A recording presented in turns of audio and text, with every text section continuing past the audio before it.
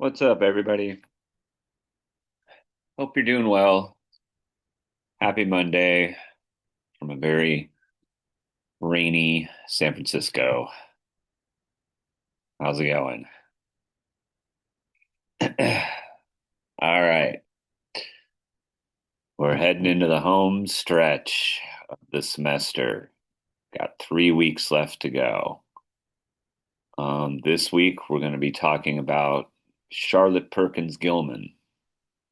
And we'll be talking about her contributions to social theories, about gender, about women, about domestic labor, social reproduction.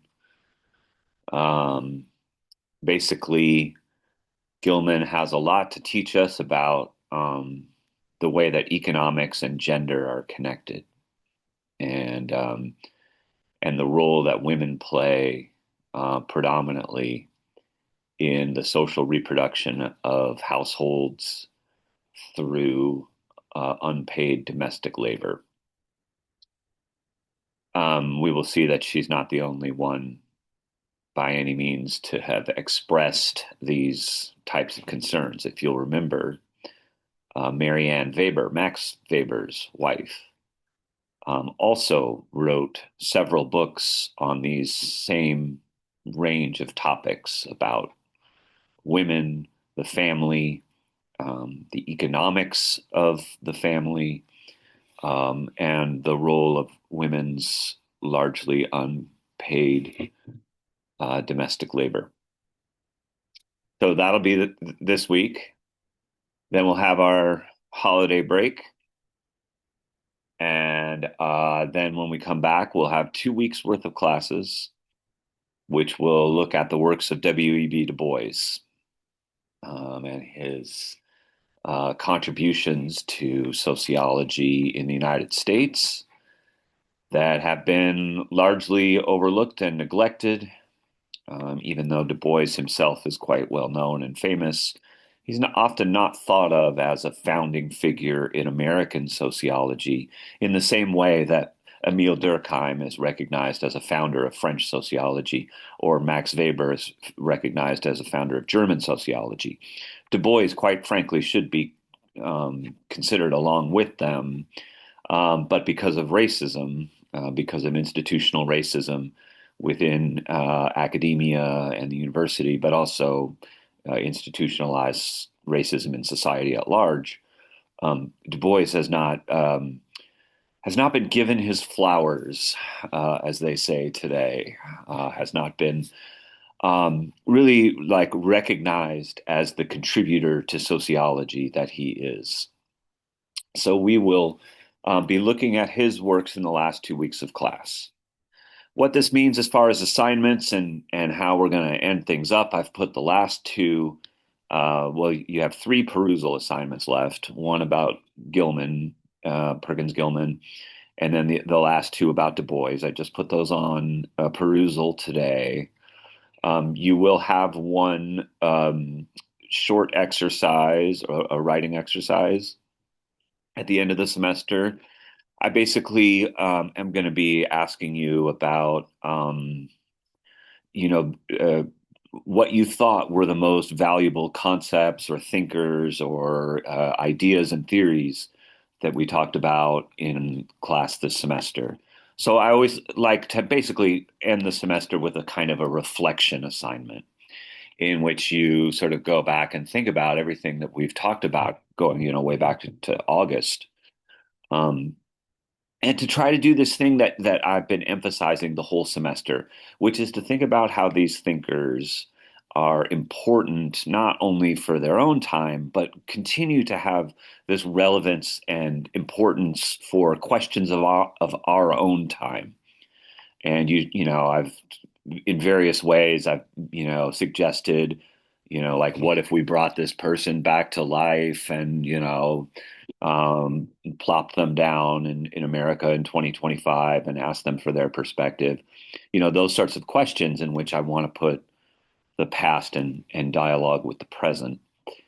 And I'm going to be asking you to do a bit of that at the end of the semester. It'll be kind of like a low stakes short writing assignment in the same way that the other, assignments, the last of which was on the Protestant ethic, those kinds of things. You don't necessarily need to do like a lot of research or anything like that. I'm asking more for your perspective, and in this case, your perspective on the course as a whole. It also just helps me to, understand what students are getting out of the class and what part, what things they think are interesting and valuable and useful. And so it just helps me as a teacher. And then you'll have one last quiz. And so that last quiz will be due, I think like December 15th is the last day of class, or the is the finals. So I think our last scheduled class, I believe, is December 10th, Wednesday. And so I will have the last exercise and the last quiz due during finals week. And there will be no otherwise there will be no final exam or final paper or anything like that. This is all, the way that we laid it out in the syllabus at the beginning of the semester. So if you have any questions, like that, you're certainly free to email me. But everything that you need to know is laid out in the syllabus, and we haven't really deviated from that, except for the one assignment where I just gave you free points. But otherwise, everything is all laid out in both the syllabus and in Canvas. I believe that kind of, so yeah, Empress, I think that December 12th is a Friday. And so that would be the end of the classes at Chico in general, but of course we don't have class on Friday. So that's why I'm pretty sure that our last meeting like this would be December 10th. And then I'll have those things due on that Monday of finals week, which is December 15th. Yeah. I guess that's pretty much all I got as far as like nuts and bolts of the class and announcements and all that sort of thing. If you have a question and you're here, feel free to raise that now. But otherwise, I think I'll just hop into the screen share and we'll start talking about Charlotte Perkins Gilman.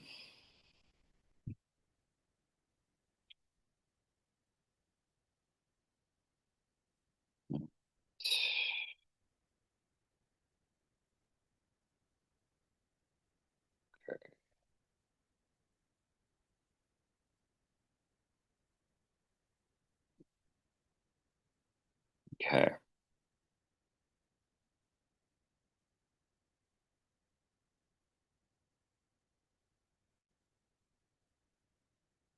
Okay, there.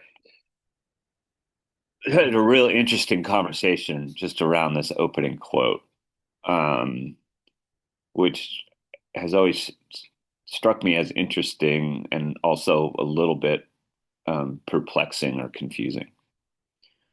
Where Perkins Gilman says, the labor of women in the house certainly enables men to produce more than they otherwise could. And in this way, women are economic factors in society, but so are horses. Now, what I take this to sort of mean is, as we will talk about, Perkins Gilman is influenced to some extent by Marxism. Remember Marx's idea of the labor theory of value, which basically suggests that the labor theory of value suggests that, like, what's happening under capitalism is that capitalists are getting rich because they're paying workers less than the value of the work that they do. And so capitalists are profiting from the exploitation of workers. The fact that workers are producing more value at their jobs than what they're being paid is in wages. And I think what is happening in this quote is Perkins Gilman is taking that a step further in applying that idea of the labor theory of value to women and to women's um, domestic labor. And she's saying that basically the labor that women do within the family is very valuable, but unpaid and largely not recognized as something that has a lot of important economic basis. It's not something that's really like economically valued, on Wall Street or, in the stock market and so forth, right? But it is actually very valuable to society as a whole, right? And that is insofar as she says here that it enables men to produce more than they otherwise could. Remember Marx's whole point about what he called the labor power of workers, which is that the value of workers is the cost or the amount of time that's necessary to reproduce their existence. And that, of course, includes all kinds of like domestic labor. You know, it includes all the things that, all the chores and all of the cleaning and all of the child care and all of the personal care that we all need to do, to some extent or another in order to continue in our lives so that we can, get up and work the next day. And what I think Perkins Gilman is suggesting is that the fact that this labor is largely done by women who are unpaid for the labor that they're doing is then allowing men who are, working at a factory or working at a, coal mine or working in an office or whatever that allows those men to, as she says, produce more than otherwise they could. Like if they had to also worry about cooking and cleaning and, chores and childcare, then those men would not be producing as much value as they are when those kinds of chores are taken over or are taken care of for them by women within the families. And so ultimately, the people who ultimately profit from this are the capitalist class, not necessarily workers for themselves, but it's the capitalists who can, pay their workers a lower wage because the domestic stuff that they need to do in order to live and continue working, all that domestic stuff is being done for free. And so in some ways it's like she's saying that like the unpaid domestic labor of women is almost like a subsidy to these capitalists that is basically kind of underwriting, their ability to pay workers low wages, right? And it's enabling this kind of exploitation process. And so this is an idea. This idea would like kind of later be fleshed out in like the 1970s by another generation of feminist theorists, what's called Marxist feminism, basically is trying to understand this the economic force of women's unpaid domestic labor. It's a movement that starts in Italy in the 1970s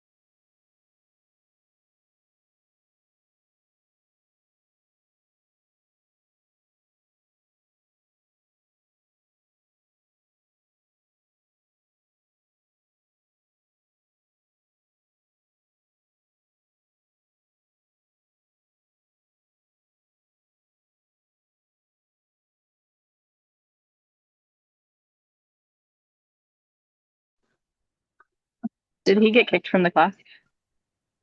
I think he's having internet connection problems. Yeah, it kicked me from the start of class. So interesting.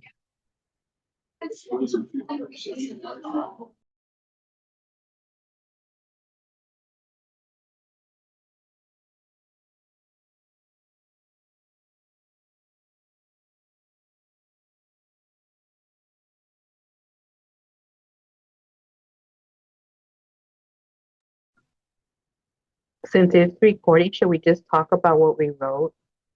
You know, I think it's getting recorded.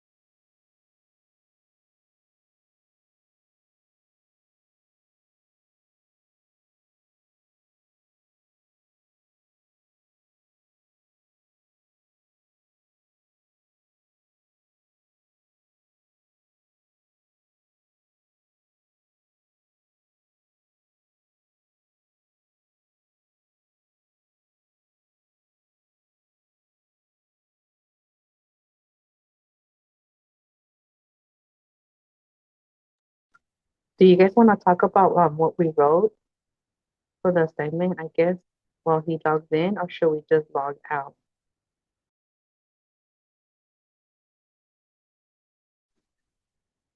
He was going over Gilman, right?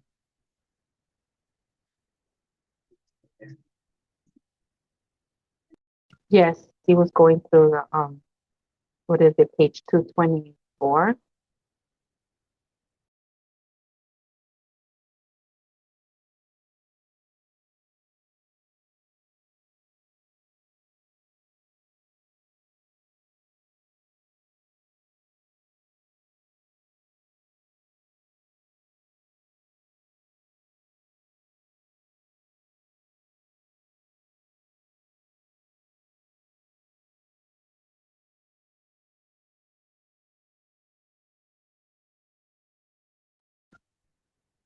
He was going through that quote, the labor of women in the house certainly enables men to produce more than they otherwise could, and in this way women are economic factors in society, but so are forces.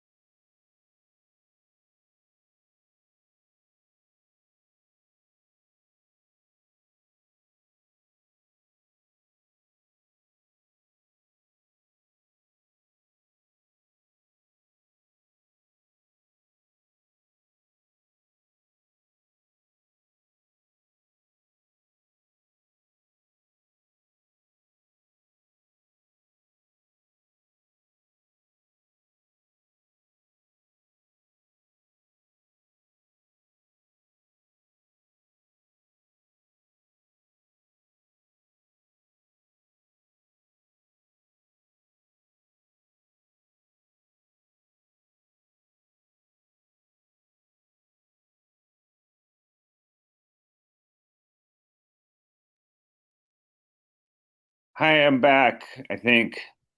Can you hear me? Yes, we can hear you, Professor. Sweet. Okay. We had an internet outage here. Um, okay. Sorry about that. There's something that happened here at State with the um our internet, but I guess it's back on.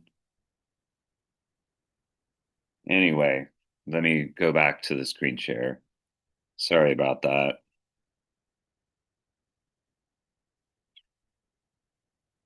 Let's see.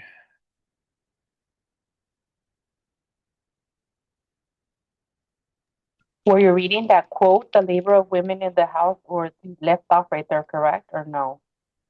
Yeah, that seems like I was yeah, reading that and talking about that quote and then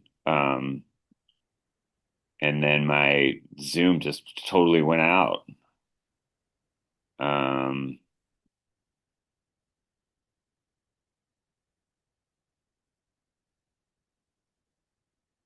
or, we'll just kind of pick up from there. It's just really slow too. I think I I got think it's the weather. It's the weather right now. Maybe everybody's internet around your area, you guys are yeah, have internet problems. that's what it seems like. It definitely seems weather related. I'm not sure where you all are, but in San Francisco, it's been raining pretty heavy since like last night. I live in Los Angeles and it was raining really bad on Friday and Saturday, and today is a better day. Ah, Yeah, huh. Yeah, I've seen some of the footage of where I used to live in San Diego. They've had really bad flooding down there. But it doesn't take a whole lot to flood San Diego. It's just not built for rain. I know. I'm by LAX airport and it was horrible. Oh God. Yeesh. Yeah. Um, yeah, these places are just not built for big rain and it happens in San Francisco too when you know like whole restaurants so like the basements will get flooded and stuff like that. Um, does not portend well for an era of climate change, and where these weather events get more extreme over time. I don't know that has anything to do with the what's going on today, but um, I know that like it wouldn't surprise me if this was in fact the problem. Anyway, um, I really appreciate this discussion. And Jill, I'm not sure if you're still with us here today, but I've really appreciated your willingness to share your perspective on being a stay-at-home mom, and also this calculation of you say $247,000, $444 a year because of the mental and physical labor involved in terms of the monetary costs of motherhood. And so again, I think that she is Charlotte Perkins Gilman is continuing this idea from Marx about the exploitation of workers, and she's then applying it. She's doing something Marx himself didn't do, which is to apply that notion of exploitation to the condition of women within the family and trying to understand basically like how women's unpaid domestic labor underwrites the whole sort of exploitation of the working class under conditions of capitalism. So, in this sense, Charlotte Perkins Gilman um, was really ahead of her time. These ideas,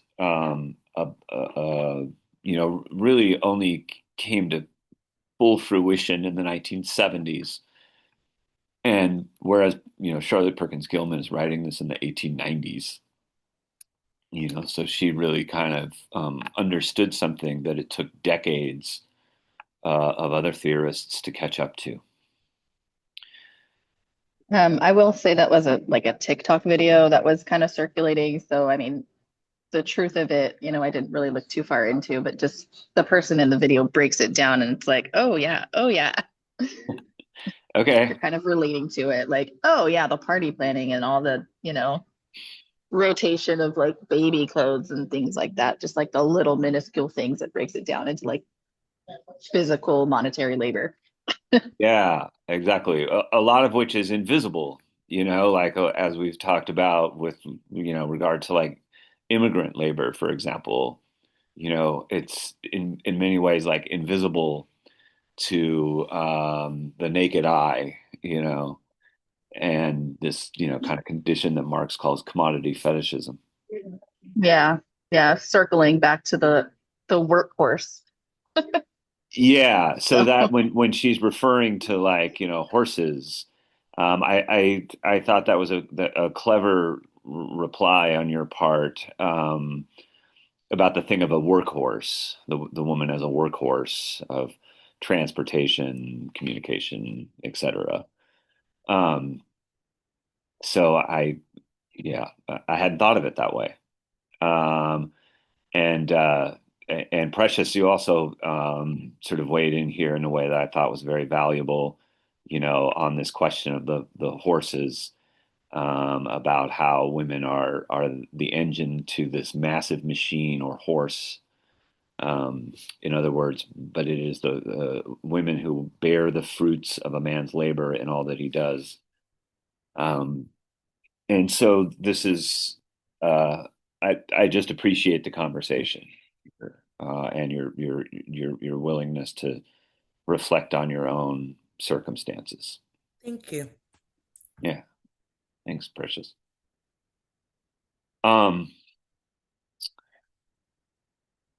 the editors kind of position Perkins Gilman's within these contemporaneous questions about gender equality and gender inequality, um, not only in American society but around the world.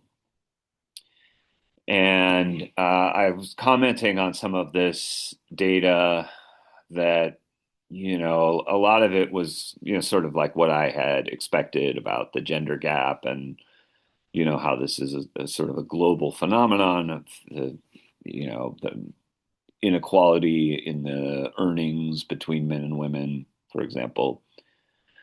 What I hadn't really anticipated were some of this stuff about the way that the United States is like falling behind in terms of gender equality, like indices of gender equality relative to other parts of the world. So um, this is the ranking on the gender gap index score. So they take all of these various factors, health and survival, education, economic participation and opportunity, etc.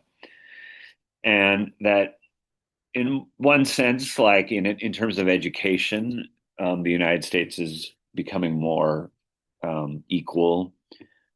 And as I said here, you can see that in college classrooms where now I think the majority of college students are women. I think that we passed that threshold a few years ago, where there's basically like more women than men in colleges and universities. Um, but in other realms, particularly in questions around healthcare, where there's been this precipitous decline, where the United States was once number one in healthcare for women as recently as 2006. I mean, that's less than 20 years ago, and has plummeted all the way down to 71st by 2018. So like into the middle of the pack. I suppose optimistically you could say, well, maybe that's because other so many other countries are catching up and surpassing the United States in terms of equality of healthcare. I hope that that's true. I fear that what's going on, though, is a deterioration of healthcare that is disproportionately impacting poor women, um, women who are, people of color, and people who are in one way or another kind of like more socially marginalized. That the quality of healthcare that we offer to women in these respects has declined. Now, you have to contextualize this within the fact that overall, the quality of healthcare in America has declined for everybody.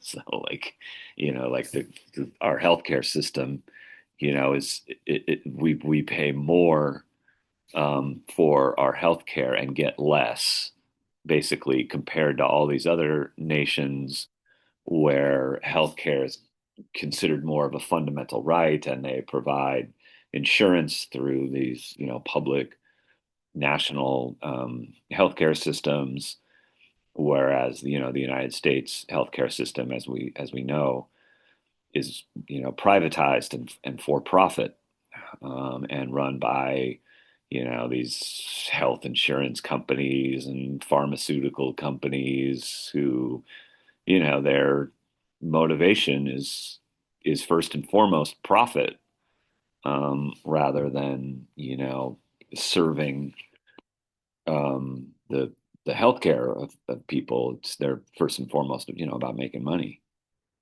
And the United States is unique in that sense. I mean, all the other countries, or at least the advanced industrialized countries, you know, don't privatize and commodify healthcare in the same way that is true in the United States. They have their own sort of public systems that guarantees healthcare to everybody. And the United States is unique in the sense that we don't have that. Um, so I think that that's a big of what's going on. Is in general the American healthcare system is just falling apart, and women are basically getting the brunt of it, the worst of it. And I would imagine that it's really disproportionately impacting poor women, working class women, women of color. I would That would be sort of my hypothesis as a sociologist. Um, and so there this I didn't highlight a lot in this introduction or annotate a lot here because I think it's pretty self-explanatory.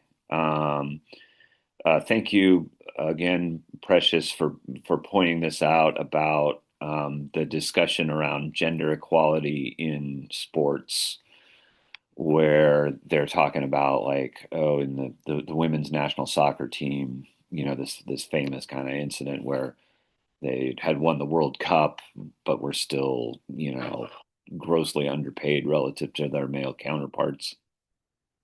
And this is also a thing we see, as Precious reminds us here in the comment about the WNBA, and women's basketball, which has become, increasingly very popular as it's a really a growing sport. And yet, we still see, um, these kinds of um gender pay inequalities. Um, I wanted to make sure to talk about this paragraph, because I wanted to contextualize um, Charlotte Perkins Gilman in terms of other women of her generation, and even some who came before, and the contributions that they made to like sociology and social theory. And it's a good list.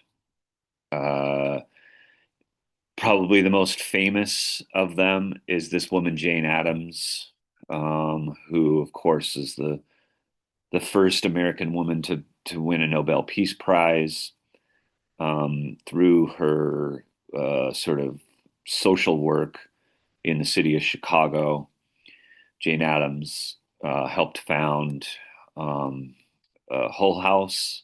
Hull House was a whole sort of network of services for immigrant families, working class families, poor families in Chicago around 1900, the early 1900s. And Jane Addams was also unique in the fact that she did social research, like basically like sociology. She was doing sociological research about immigrants and workers in Chicago. And so they were very, Hull House was very pioneering in the way that it combined like social services or social work, what today we would call social work, with a kind of sociological research. So their sociological research that they were doing was in terms of like what kind of services were needed in among working families in Chicago, how best to then provide those kinds of services. They, researched everything from juvenile delinquency to crime to labor problems in Chicago. All of these very important social issues that Jane Addams and she had a whole roster of colleagues at Hull House that helped her with this work in like the early part of the 20th century, like 1910s or so. So Jane Addams is also kind of like with Du Bois, like Jane Addams is somebody that is like well known around the world. Is a pretty famous person, but is often not thought of as a sociologist and is not really like given credit for her role in creating sociology in America in the same way that like Durkheim and Weber are seen as like, the founding fathers of European sociology. It's interesting because it's like, you know, whereas with Du Bois, it's racism that really prevented him from being recognized as the key figure that he is. Um, with Jane Addams, it's because the research, and the social work that women did was kind of seen as not like scientific or not was not given its full credit. So the reason that Jane Addams is not like given her proper due as a sociologist is that she's seen as more of a social worker, like somebody who was involved in like charity or social services. And so there's this kind of like this gender divide in sociology where it's like women do social work and men do sociology, is kind of like the way it was perceived back then. Men were the ones that were engaged in like scientific research, and that was the backbone of sociology. Whereas like what Jane Addams was doing was like charity work, even though Jane Addams was doing a lot more than just like charity work, even though she was actually arguably doing better and more important social research than than many of her male counterparts, and yet was not seen as somebody that was really intrinsic to the foundation of the discipline. Another person I wanted to make sure to talk about was Harriet Martineau, who comes a little bit earlier. You see that she, was born in 1802, died in 1876. In the 1840s, Harriet Martineau came to America. She was English, but came to America and traveled across the country, I believe, for about 2 years. And there was a there was a real like kind of thirst at the time for European readers. European readers really wanted to know about America. They really wanted to know, like, especially this idea that America was like this like experiment. It was this new country, where they were trying out all these ideas about democracy and freedom and liberty and separation of church and state and all this stuff that hadn't been done in Europe. And so the Europeans, really wanted to know, like, is the American experiment succeeding? This country was still like 50 years old at that point.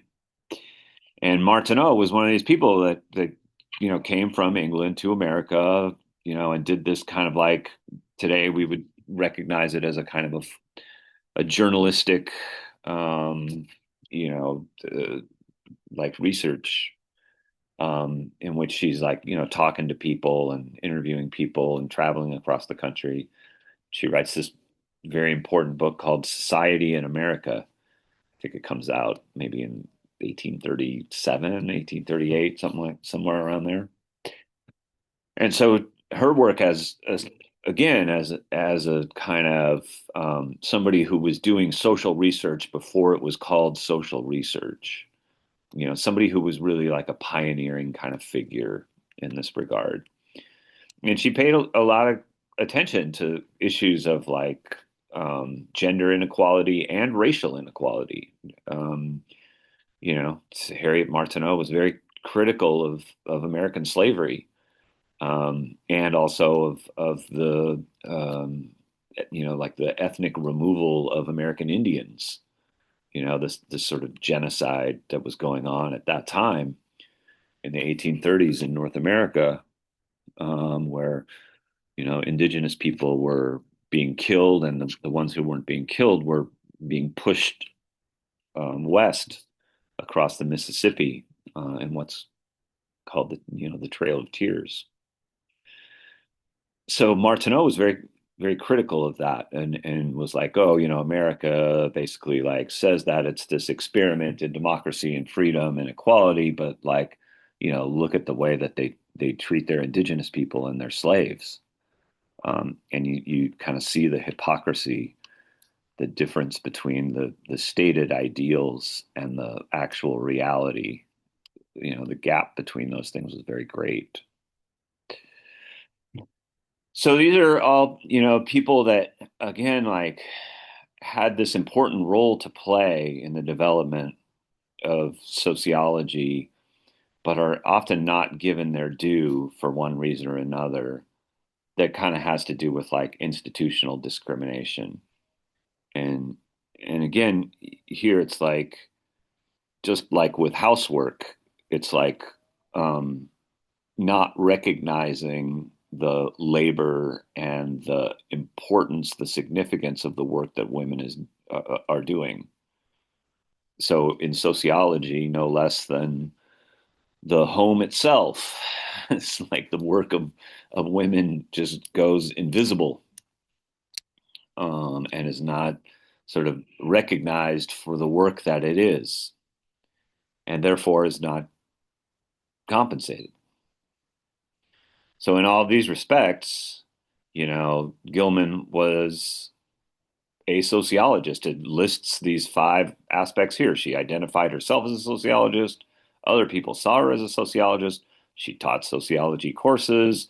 She was a charter member of the American Sociological Society. She wrote many books and articles, including in the leading journal of sociology. And yet she's not really like recognized as the founding figure that she was. What Charlotte Perkins Gilman is mostly known for is this story called The Yellow Wallpaper. Some of you may have read this at an earlier, maybe an English class or, some other class. It's a very famous story, that's basically about what today we would call postpartum depression, about a woman who's kind of like, after she gives birth, is kind of like locked in a room, on the orders of her doctor and her husband, and kind of loses her mind over the course of the story in ways where she's just constantly looking at the yellow wallpaper that surrounds her in this room where she is. She's been confined to bed rest and such. So that story is very well known, and is something that for which she became famous. Um, but she's not seen really as like a sociologist, and that's first and foremost what she was during these really formative early years of the discipline in the 1890s and early 1900s. So I appreciate the fact that the editors like resituate her contributions in this regard. Again, the parallel with W.E.B. Du Bois is really strong. Like W.E.B. Du Bois is very well known for his writings. He's probably one of the very most famous African American intellectuals in the country. He's probably one of the most famous intellectuals, period, in the country. And yet he's not necessarily seen as like a sociologist. And likewise with Charlotte Perkins Gilman, somebody that is very well known, but for not necessarily for their contributions to sociology. The biographical sketch here situates her within a sort of a long lineage of family, and I wanted to make sure to point this out because her family is related to another very famous family in American history, the Beechers, and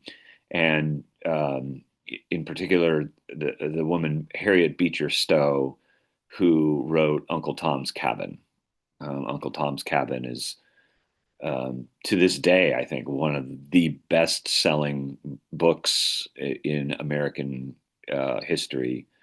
And it was something that when it was written, which was like right before the Civil War, I think it was in 1855, um, it was a huge, not just like a bestseller, but like it became a basis of like controversy and conversation about slavery in America, in a way that kind of like precipitated the Civil War. It certainly like set off a lot of discussion and debate, and in some ways it caused Southerners and people who were pro-slavery to get more like kind of defensive about defending slavery. And so, in that sense, it may have had even like a direct causal result, or a causal impact on, putting the forces that ended up in Civil War in motion. The Southern defense of slavery is really the thing that sparks the Civil War. And the defense of slavery was um, a reaction to the fact that there were these growing calls to abolish slavery, that there was this abolitionist movement that was gaining steam. And Harriet Beecher Stowe was kind of at the forefront of that in writing Uncle Tom's Cabin. And then finally, when Abraham Lincoln was elected in 1860, then the southern states were like, oh, this is it. Now we gotta secede from the Union and fight to defend, their institution as they saw it. So yeah, she comes from this, pretty prominent family that's had this huge impact on American society. And in fact, like her um, Harriet Beecher Stowe herself was like the daughter of famous clergyman and abolitionist Henry Ward Beecher. His aunt had been an abolitionist. So, all these people, this whole family, had been a leading voice in the abolitionist movement. This kind of describes um, like the context for her personal life, which, as I mentioned, you know, it really leads up to this famous story, the yellow wallpaper, and talks about the circumstances leading up to that, where they say, like in the first year of their marriage, she became increasingly despondent. She gave birth to a daughter, Catherine, just 10 and a half months after her wedding, and that made her depression even more severe. And the thing that was prescribed for as a remedy in those days for depression, for melancholia, was to rest and not do anything intellectual, um, which I think we know now is kind of terrible advice. Um, as somebody who's had depression for a long time and has struggled with depression, and I'm sure I know millions of other Americans struggle with depression, and I don't know, many of you maybe struggling with depression. I think we all know that like the worst thing to do when you're depressed is like isolate yourself. It's like to just sit at home in bed, and stare at the ceiling and not do anything and not talk to people. It's just terrible. It just makes things worse. Um, but at the time, that was sort of the advice that was doled out to women in particular, like, just bed rest. Um, and it basically like kind of drove her crazy. It made things a lot worse. As it says, it drove her into madness. And she describes it here as live as domestic a life as possible, have your child with you all the time, lie down an hour after each meal, have but 2 hours intellectual life a day, never touch a pen, brush, or pencil again. The very things that were giving, by all accounts, Gilman was a very intellectually curious person who, wrote books and, was engaged in writing and other intellectual activities a lot of her day. To suddenly like take that away, under the idea that like, women are these fragile creatures who need to be, like coddled and just kind of rest. Um, Ended up being just a recipe for disaster in her personal life.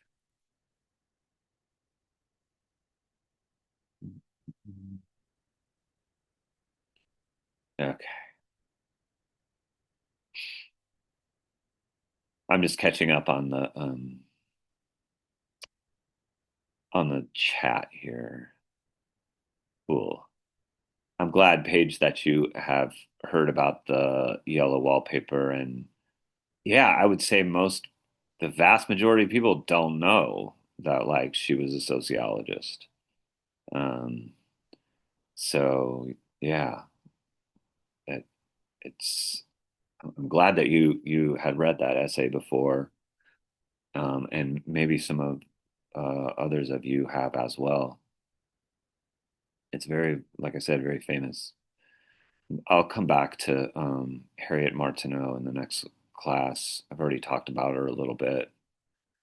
Um, so with Gilman, um, she actually comes to Oakland in 1890. Um, at this point. So this is our first California theorist.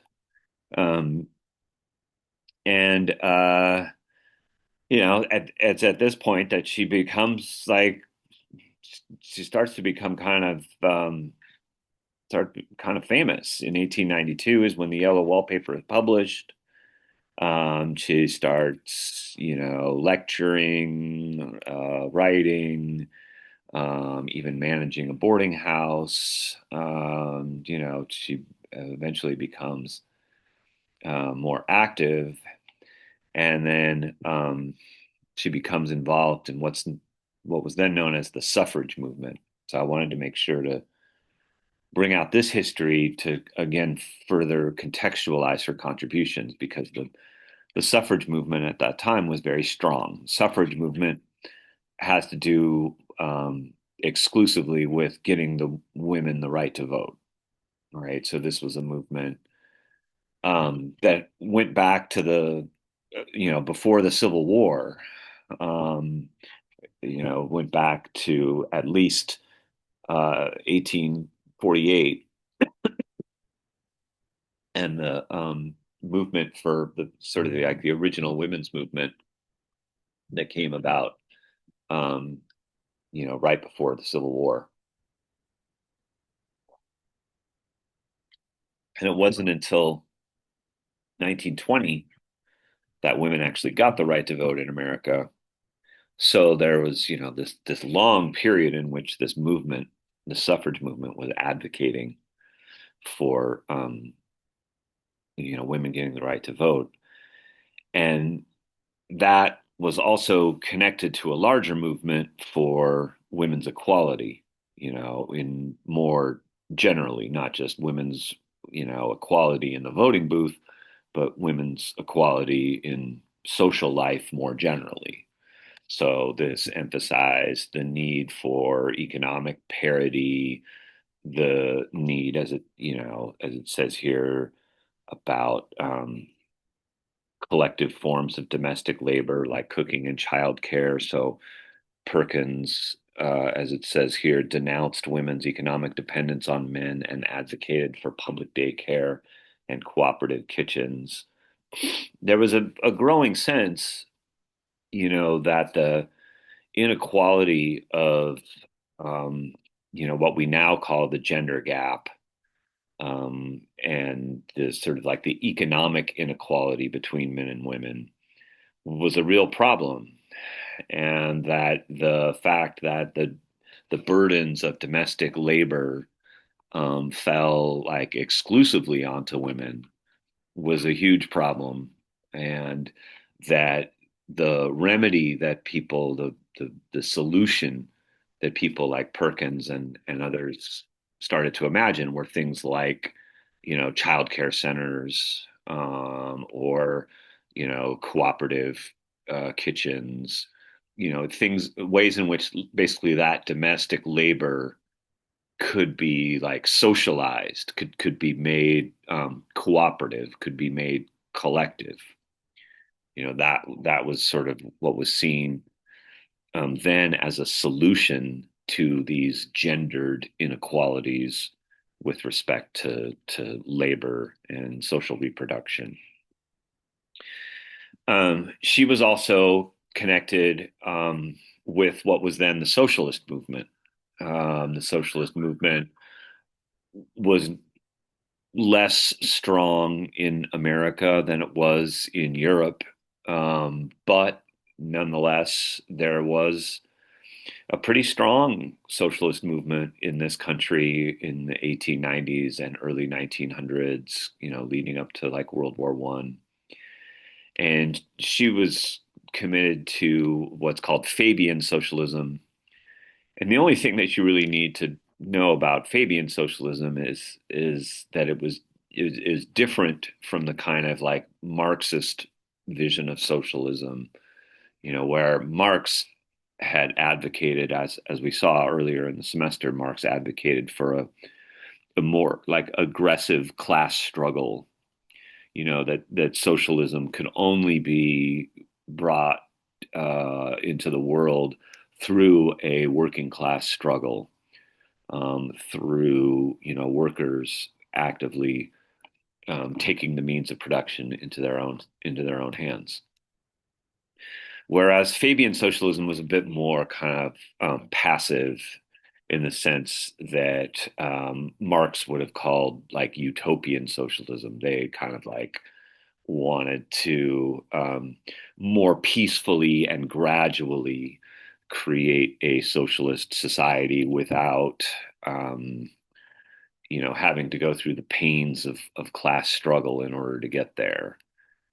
So this would have been like what um, people like Henri de Saint-Simon, would have advocated. Basically, like people need to, create like collective farms or collective living situations out in the countryside, and they need to escape like sort of the worst effects of capitalism, and they need to sort of create socialism through these kind of like voluntary associations and forms of like collective living and collective working um, in a way that wouldn't necessarily like directly confront the capitalist class, but would more peacefully create a kind of like alternative on the side. And Marx thought that those ideas were naive. That really you couldn't do this without some kind of a confrontation and a struggle. I leave it for you to decide which side of the argument you fall on that. So, but anyway, as I've already pointed out a couple of times, she's very influenced by Marxism. She's very influenced by this sort of the need to analyze the inequalities of capitalist society and the sort of economic inequalities. Um, and we see this with her analysis of domestic labor.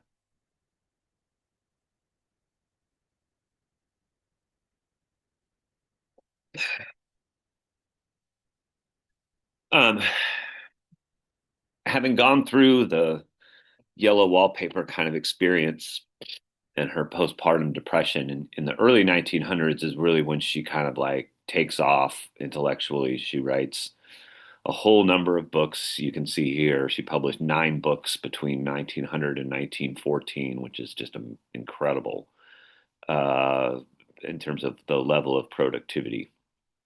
And you see like her books are titled like Concerning Children, the Home, Human Work, The Man-Made World, Our Androcentric Culture. So in all these different ways, she's really interested in like these issues of like work and family and children and above all, I suppose like gender and male female relations. And in that sense, this was not something that was largely looked at by people like Durkheim or Weber, or even so much by Du Bois. A lot of the male sociologists of this generation just totally overlooked these questions. Just, I guess, didn't really consider them important. And the value of Charlotte Perkins Gilman or Marianne Weber is to bring these to light and to say like, that we have to look at these issues around family, gender, and domestic labor as important sociological questions in their own right.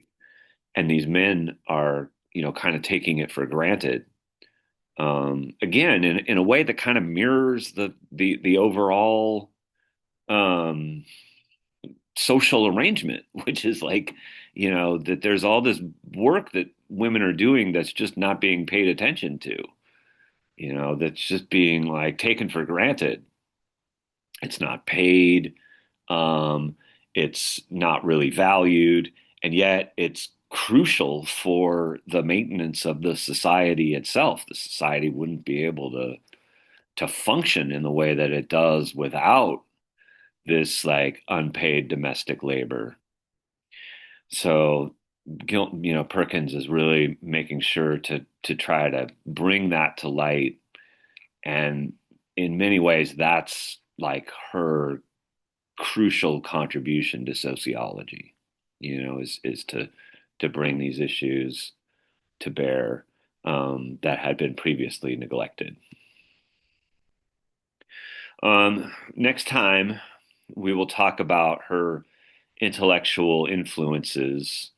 We'll see here, that she combines Marxism with what's called symbolic interactionism. We haven't really talked about symbolic interactionism yet, so I'm looking forward to doing that in the next class.